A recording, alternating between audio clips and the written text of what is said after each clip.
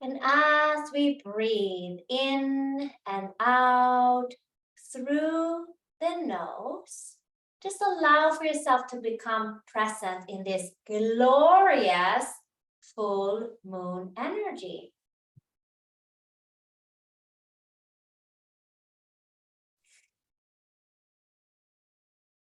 Right? Good. And relax the shoulders and find length in your spine. And when we have our hands together like this, it's balancing out the brain hemispheres, balancing the right and the left side of our brain, but also of our whole body.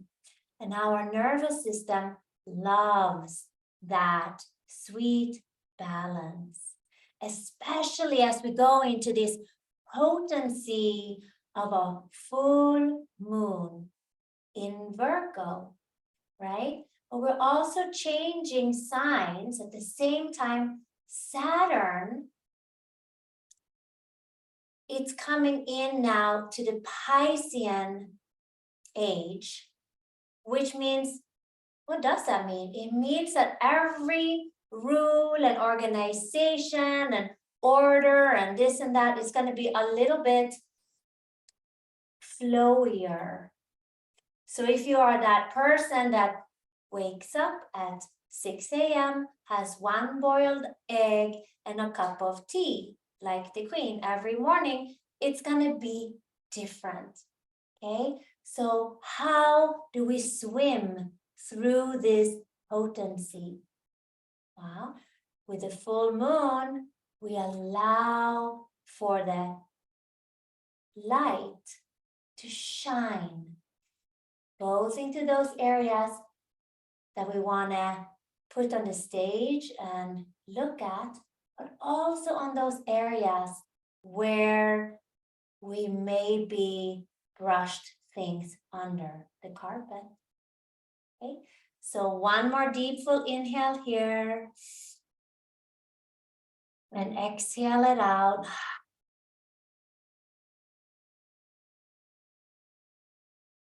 Good. So in this session, I'm starting the Reiki. So we have a ceremonial space. So if you watch it and are here now, I'm called in all of our guides, teachers, angels, masters, ascended masters, and anybody from high Islam light vibration to flood us with light. Can everybody hear okay? Yes, good. And I'm going to do a little bit of talking, okay, as we start.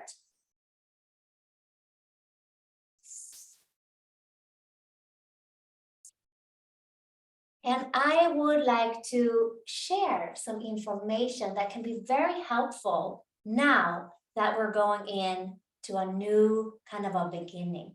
So first of all, what does the full moon represent, right?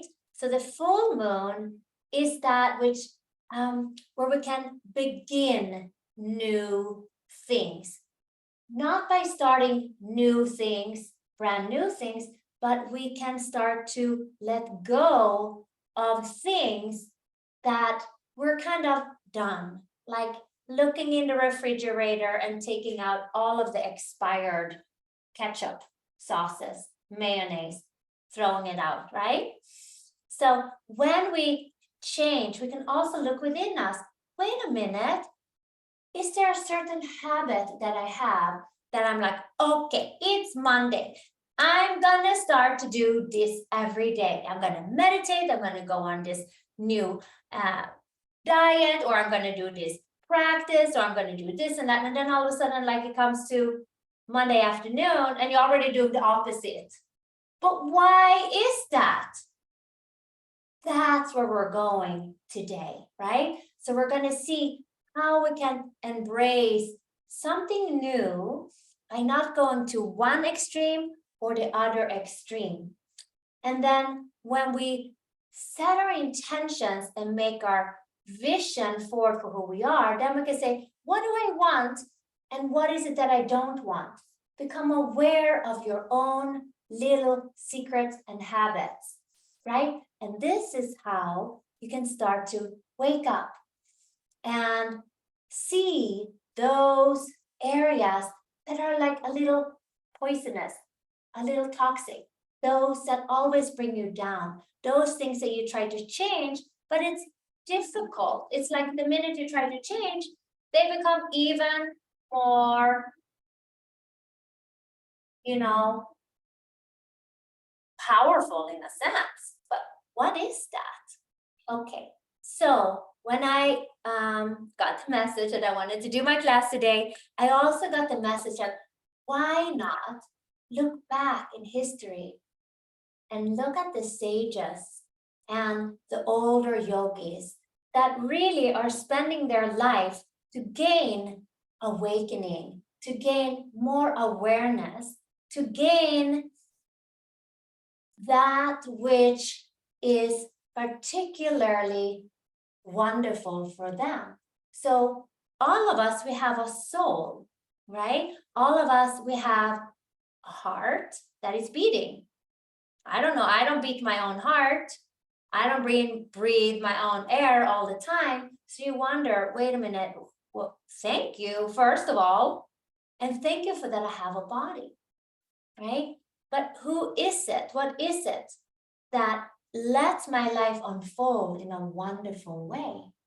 Okay, so we're going to look a little bit on these patterns that we can let go now from today and until 2 weeks when the new moon begins. Then in the new moon, you can incorporate new things. Now it's like get something basic going, but don't go to the extreme of do only this or only that, or saying, I'm so good because I do this and I'm so terrible. Oh no, I did that thing again, whatever that was. Because when we do that, which we all do, it kind of ingrains even more. So in a sense, we have to step out and let that full moon shine light on those little hidden areas that we might think is not a big deal. Like little thought patterns, how we speak to ourselves. Okay, are we kind? Okay, little shoulds, woulds, coulds, and if I didn't finish my list and then 5 more things, I didn't do a good job. Those are all learned patterns. See, Saturn is moving away from that good and bad into more of a Pisces, which is more like flowy, like one fish is swimming that way, the other fish is swimming that way. Wait a minute, where am I going now then? Is everything is flowy?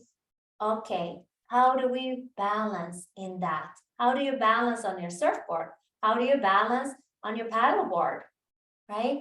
You have to do a little bit of strength, a little bit of focus, a little bit of allowing for yourself to flow with the waves. Okay, so that's how we go. Plus, why not look at those yogis? Thousands of years ago, Patanjali's Yoga Sutras talks about the 5 kleshas. Kleshas are those little habits, those little toxins and poisons. It's actually translated to a poison that poison your soul to flourish. Remember when you were a kid, how you were easily playing and fantasy and everything was easy? That's when we are in tune with our inner child, right? Then I have to go to school, I have to have an A plus, I had a D, oh, terrible, I had an F, something's wrong with my child. Or I had a B, she's okay. You know, this judgment, is it a girl, is it a boy? It starts even in the womb. Now is our time to check ourselves and say, wait a minute, I am in charge even of myself. So we thank our body, we fill it with love, we fill it with vibration, and then we look, what are the roadblocks that may come up? The kleshas, the poisons that you don't even know when it's happening. It's so subtle. So let's familiarize ourselves with our kleshas. Okay, so when we have a group and we come together, when we have a steady practice, and you can bring your notes if you want, because sometimes we listen to this, then it goes in one ear and you know everything. And then tomorrow you're like, wait a minute, what was it that was so clear tonight? So if you want to take a note, I can recommend it. Okay, when we work with the kleshas, with awakening, it is important to have some kind of a practice, some kind of a rhythm. Okay, how do I practice? How do I work through things in my life? Okay, so the kleshas are there so that we can keep every morning waking up in gratitude, at night remembering to look, oh, how wonderful this day was. Because you know, when we fall asleep, the last thoughts programs our subconscious. So if you want to reprogram those old patterns that you learned, but also the consciousness of all of the people around you. I'm sure you've heard those books, you know, when they say, okay, you are the person that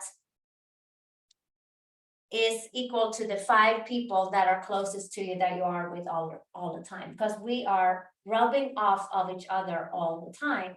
Okay, so sometimes we work in a situation that isn't like ideal, people are stressed, or we drive, it's overwhelming. We take that on, even if we do, you know, our practices. So confirm and command and demand in the evening to say, okay, I did a great job today. I did 1, 2, 3. And then the rest of the 15 things, it's okay. I didn't need to do those. What I did was wonderful. So really changing or mindfully setting the tone. This has to do with introspection, with contemplation. And when we share like this, we are kind of in service. Because when we share and come together, it's like iron sharpens iron, 2 or more. We lift our awareness up. You know, when we go and practice yoga by ourselves on the yoga mat is like one thing. But when we have a teacher or we actually practice with a friend, it's easier. It's so simple. Okay? So today we're going to work a little bit on that awareness, that without a proper or awareness practice, which we can call moral, ethical training, like, am I checking myself, or am I just waking up like, oh, where am I going today? Oh, my calendar. Oh, shit, I'm late. Oh, I used to do that. I don't anymore. But, you know, that's how it can be. So the 5 kleshas, those denials, those little ideas that pulls us away from our joy and our happiness and our steadiness, those are part of a system where the root cause is avidya. Avidya. Okay, avidya, means none, and vidya means knowledge, where there is no knowledge. And sometimes they translate it as ignorance. What ignorant? Ignorant? Yes, a little bit, but you know, but what is that then? You can also think about it, it's kind of the root where we forget that we have a soul's mission. And we get into, oh my God, I have to pay the property taxes. Oh my God, I have to go to the supermarket. Oh my God, this person said that, that person said that. Then we are not, you can feel how you would tighten up, right, in our bodies. So let's come back into being in your knowing. When you're not in your knowing, when you're not remembering that you're a divine being having a human experience, and what is your purpose here on the earth, but you're like, oh, I cannot have that, I cannot have that, I must do this, then we're not leading from our soul or our heart. We are simply in our mind. This is avidya, not knowing, forgetting your purpose. Okay, so what is your purpose? Well, that's a different workshop. But anyway, just be aware of the awareness that you're bringing in.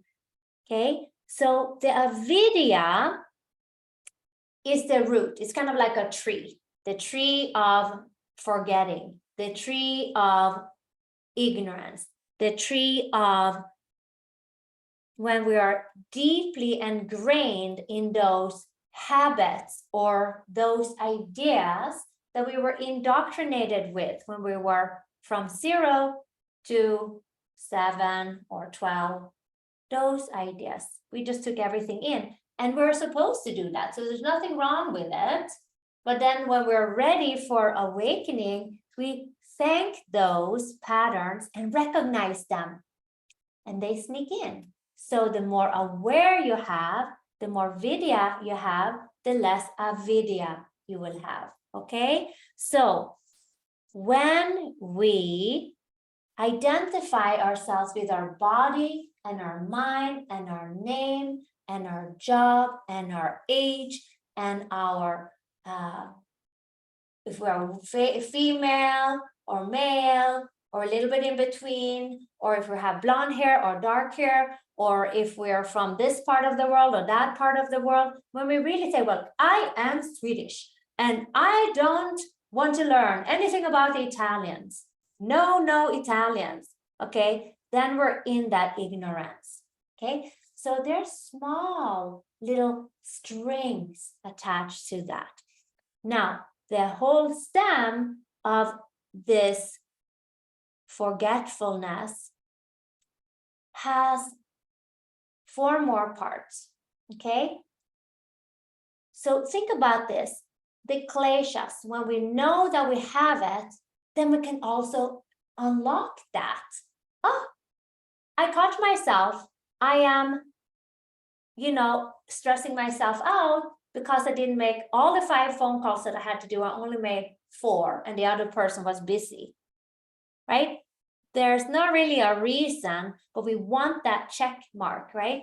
Then we're stressing ourselves out and we forget to let the prana, the life force, flow through us. Okay, so now with this full moon, it's okay not to get caught up. Oh yeah, I'm so bad, or I'm so good. But no, what are my tendencies? And we can maybe even share them after the meditation real quick and say, what is it that I want to change? But then maybe after the meditation, it's like, well, you know what? I'm doing pretty good. But notice where your little hooks are, all right? Asmita is the ego. Okay, that's one of the branches. Ego is kind of the best trainer. I always think about that movie, of course I can't even think about who he is, but the one, he's like a cop and he has this like Chinese guy that jumps out of the curtain and try to, throw you off. That's kind of how the ego is at times. It's a very good trainer because you're like, oh my God, what did I just say? Or, oh, I'm so offended. Oh, I'm so hurt. Or I'm not good enough. Or I can never get everything done. That's also ego. All right? So we have to have this discriminative discernment. When we talk about asmita, then we are holding on to, well, I am a yoga instructor. I am a Reiki master. And I can do Reiki on everyone. And so what? Maybe another person remembered to floss their teeth. It doesn't matter. There is no scale, right? So when we start to do a lot of work and spiritual work, we have to watch ourselves a little bit. And one good way of being very aware, when we start to wake up, when we get little gifts and we feel so good, is to be of service. So when you do something and you use your Reiki, you use your yoga, you use your breath, you can hold yourself without reacting or firing back at an intense situation.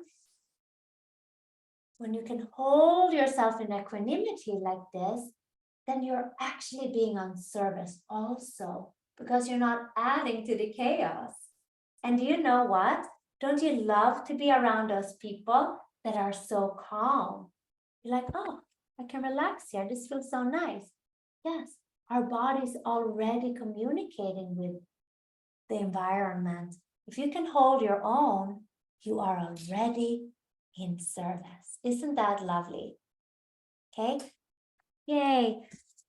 So when we over-identify with who we are and not willing to learn, like for example, a teacher, when they think they know everything and forget that they're also a student, then they will have a wake-up call, right?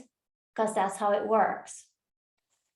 Okay, then from that ego attachment, but if we can see, oh my God, I got so stuck up, or I was so like feeling below that person, then you're in the ego, right? Then we have to let that go. The next part is called Raja.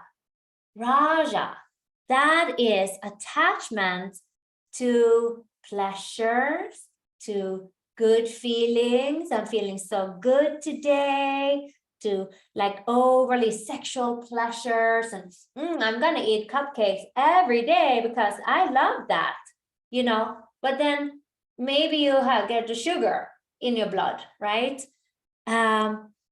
Cravings, being over enthusiastic and coloring, well, you know, like the king without the clothes. I don't know if you remember that story, how they're like, oh, you're so handsome, and then he was naked. Remember that? That is that Raja. When you fall for that, or when you do that to others, because you feel that you have to you know, like be the one that looks up to the teacher, give the teacher an apple or give the teacher this. Yeah, you can be sharing, but not from fear. That's what the yogis taught us about Raja. Okay, then we go in to the next one, which is called Devesha. So if Raja is like, oh, I want to feel good all the time, Devesha is, I don't want to look at my ugly parts. Well, what is the ugly parts? We all have them. So they're not ugly. The moment we open our hearts to say, if you have an aversion to something, like I can't stand this, or I can't stand that person, or I can't smell that smell, that's terrible, or, you know, then you're attached to that aversion, you can't see through it. Okay, if you're constantly gossiping or noticing, oh, that person, he's stupid or she's stupid, okay, and you have aversion to stupidity, then that also is, you mirror yourself back and say, maybe I have a feeling, or I was hurt sometimes when I was a kid, or somebody called me that, and now instead of healing that part of myself, I push it out to others. Okay, so that is aversion. Okay, repulsion, hatred, dislike. So Divis in Devesha means hate. So when you hate something, okay, you know, this is kind of extreme, but there are smaller things that we might dislike. I gained 5 pounds, or my stomach is wrinkly, or whatever. How can we say, okay, well, I'm going through menopause. How can I embrace that my belly is a little bigger? This is incredible, right? When you have a baby, you're like, oh, the baby's so beautiful. But then you think, oh my God, now I have to lose this weight. No, it's part of life. You could have a baby, or you choose to have one, or, you know, you fall and scratch your knee and you're like, oh no, my knee, it's so bruised up and full of scabs. But it can heal. So we have to look at those things. And yes, it matters because those little quiet thoughts start to build an energy around us. And when we have a full moon, those can be lit up. And we can say, instead of going into, we can say, okay, I get it. I will work on releasing that, or see the opposite. The last of the kleshas, it's called Abhinivesha. Abhinivesha, okay? I can write them down or send you something on it at another point. But Abhinivesha means that you're afraid of death. You're clinging on to life. Like, well, if you don't have an understanding that we are souls and that we have this streak that goes with us through all of our lives, and we're working through the spiritual awakening, yes, it's scary to die. Yes, it's scary to change.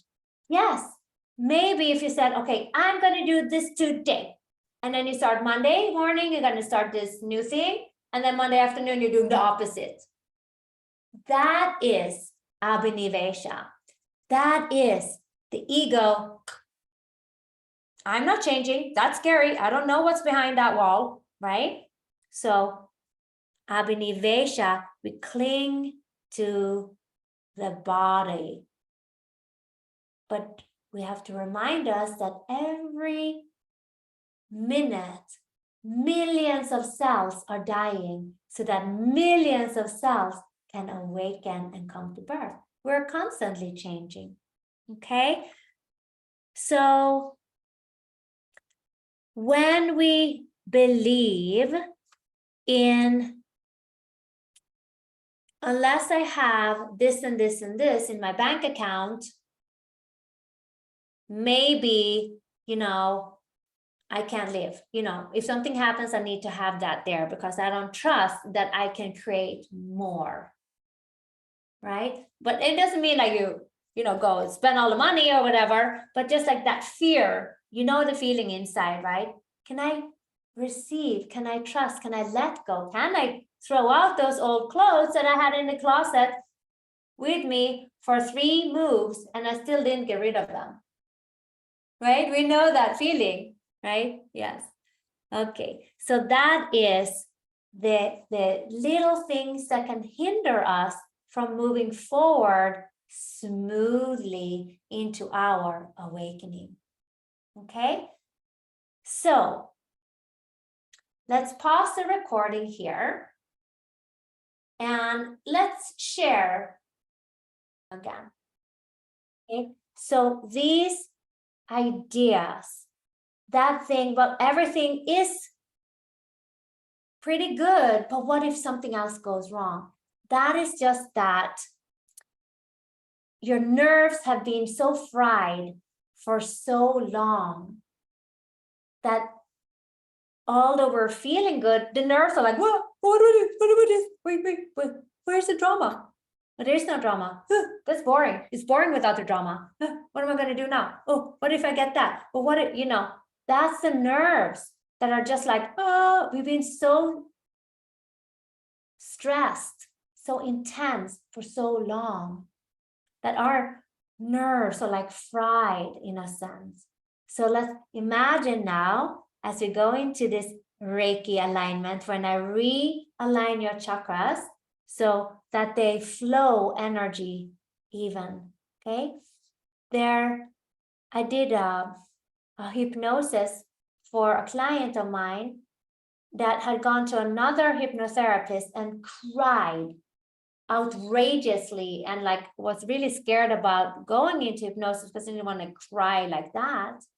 But I adjusted chakras before, so the emotions aren't all over the place, so that the hypnosis can bring you awareness. I'm not hypnotizing you tonight. I just wanted to see, because when we're like outrageously stressed, it's just like the chakras are so used to going uneven that it just is like that. So we're going to ground into the body. Remember, everything happens through our body, through the mandala of our body.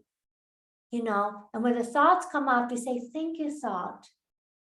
How can I take you, stress thought, you know, feeling like you don't have enough thought, and make this energy into something else. You can even take it out of your body and say, hello, thought, idea, feeling, stress. Can I use you energy for loving kindness instead? And then it's going to say, yes, I'd rather do that. It's much more easy. Okay, good. Then you put it in your heart and say thank you. Okay, let's take some Reiki now. So lay down, cover your beautiful body, and let go.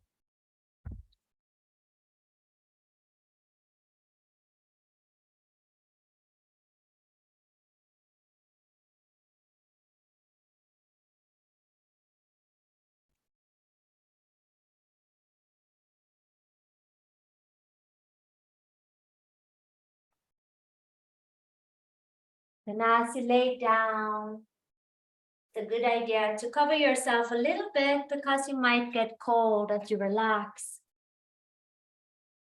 Here comes the kitty cats. Okay. I'm sealing your auric field now. And Reiki work in such a way that it's basically an energy, and I do Shakti, Reiki, and some other energy techniques, that it simply goes through me to you. And you can say in your internal voice, I receive. Okay.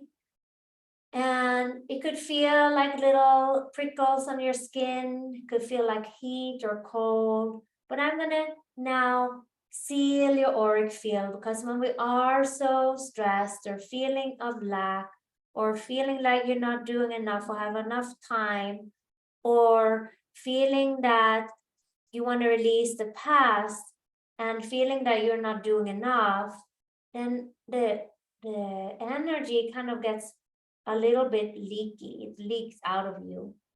So as I seal your auric field around you, I like you to visualize yourself in a beautiful sphere of golden liquid light.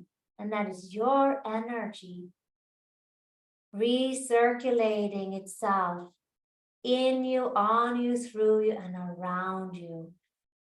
So that you're just magnetizing more wonderful energy around you, on you, through you. And you're not wasting even a drip drop, because your energy is sealed and expanded, and you can give yourself permission to let go. And feel that there's a warmth, a loving, kind energy, a warm energy holding you. That watery energy of Pisces, of easygoing, nice and flowy, comfortable temperature in your bath, feeling and smelling the aromas of your favorite scent. Maybe it's lavender, maybe it's rose petals, maybe it's eucalyptus. Drifting and allowing for this energy to run through you. And every time you inhale, you pull in this wonderful healing energy, and every time you exhale, you offer it up. So it's just a natural rolling and escalation, slow and steady, one day at a time, one breath at a time, one season at a time, of this wonderful energy that moves through you. And we ask now and command and demand in love and appreciation for those blocks that we have been discussing tonight, that they will simply flow away, like one of those little boats on a river made out of a leaf, that they will simply steam away, like the steam coming off your wonderful bath. Like they will simply melt away, as if you're allowing for yourself to expand and drift like a water puddle expanding away on the floor. We are now receiving the gifts that are natural, like the abundance of the sunshine, even when there are clouds. The abundance on the lemon trees as the lemons simply grow another lemon, and in the fall simply allows the leaves to drop, to fall off. We know that there are cycles of everything, and we enjoy that. Otherwise, it'll be so mundane. And if you're feeling blocked or scared of changing something in one area, then maybe try a new dish. Maybe do something in a different area that is new to you. Maybe you jump rope instead of doing a yoga class. Maybe you use white pepper instead of black pepper on your dinner.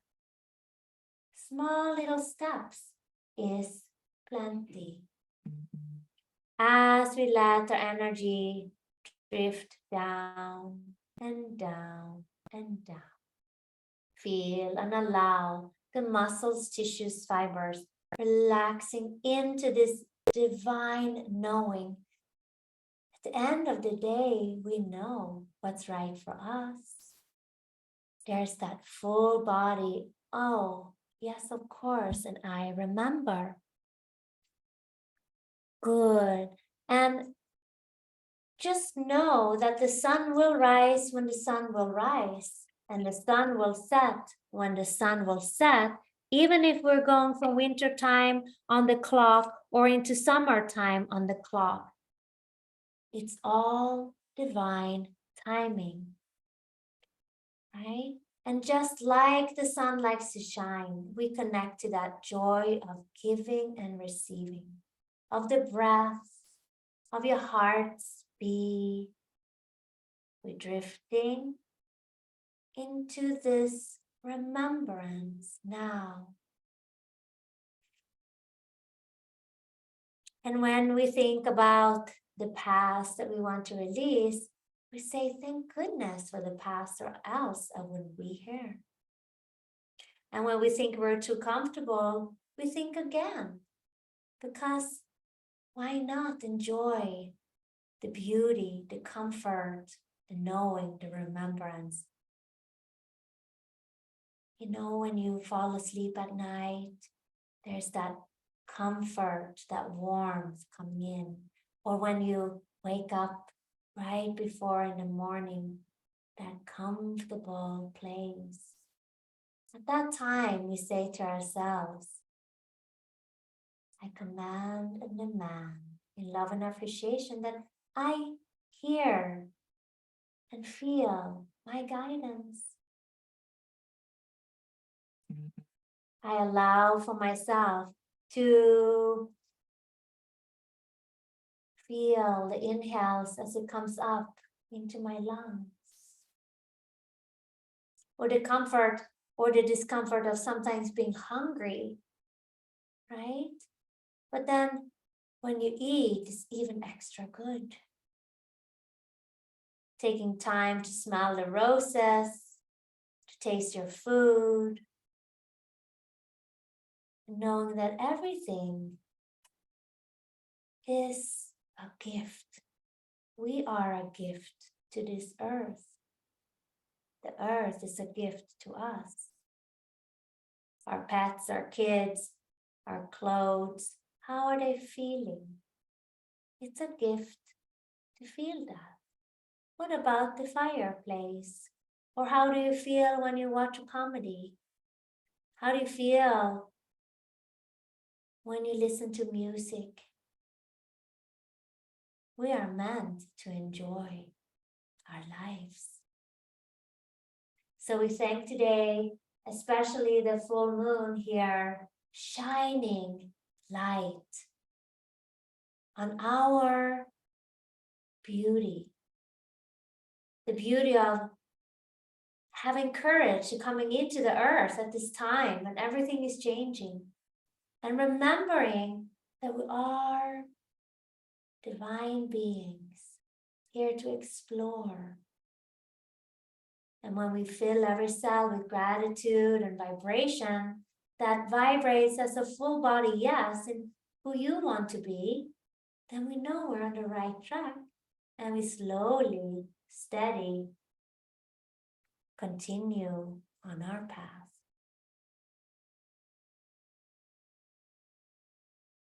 As we drift even deeper into this relaxation, can you visualize from the back of your head, where your head is resting so wonderfully, that there is a flush of energy coming into the back of the head, going down your spine, back of the neck, your ears, your jaw is softening, feeling it moving over your shoulders, over your back, into your organs, down in your lower back and your sacrum and your buttocks, down to the backs of your legs and backs of your knees, your calves and shins, your ankles and your feet. Allow for yourself to receive this moment now. And now this moment. And feel the joy that we're here together. Feel your heart open in the front and back. And know that all is well at this moment. All is well. And at this moment, all is well. Place your hands on your belly and feel the connection there from your hands on your belly. And take a wonderful breath into your belly center. Inhale. And exhale it out. Awaken your fingers and toes. And stretch your arms up overhead. And notice if you can feel a difference. Bend your knees and just roll to your right side and stay there for a little moment on your right side.